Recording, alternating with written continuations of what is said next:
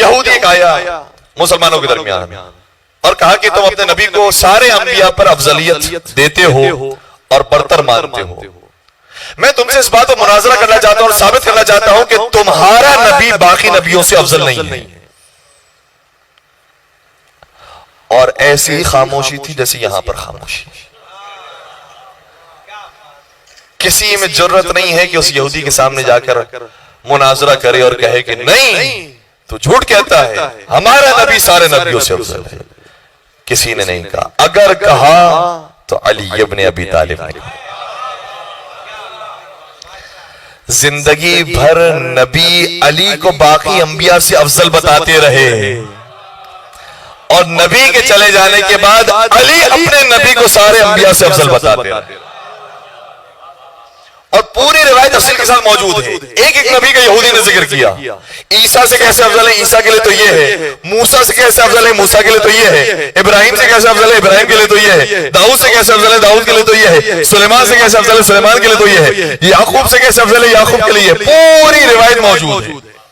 میں اس روایت کا صرف بنیادی نقطہ اور پہلا نقطہ بیان کر رہا ہوں.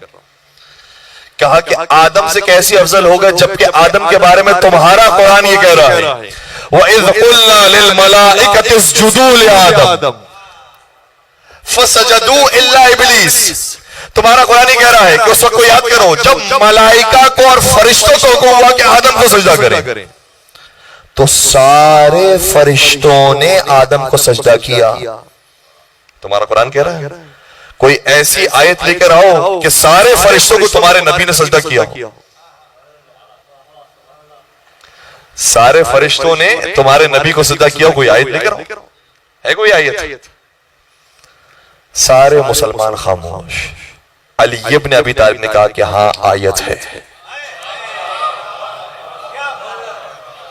اور فرمانے لگے کہ آدم علیہ السلام کو جو فرشتوں نے سجدہ کیا تھا تو وہ آدم کی محبت میں نہیں کیا تھا، خدا کی محبت میں کیا تھا.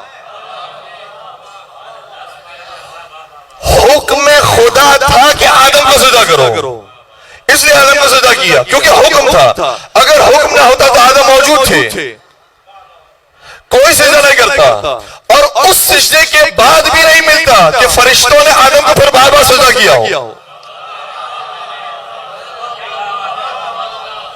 حکم خدا تھا تو حکم خدا کی وجہ سے سجدہ کیا.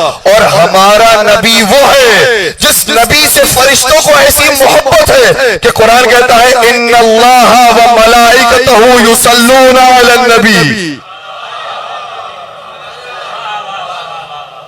یا ایھا الذین آمنوا صلوا علیہ وسلموا تسلیما.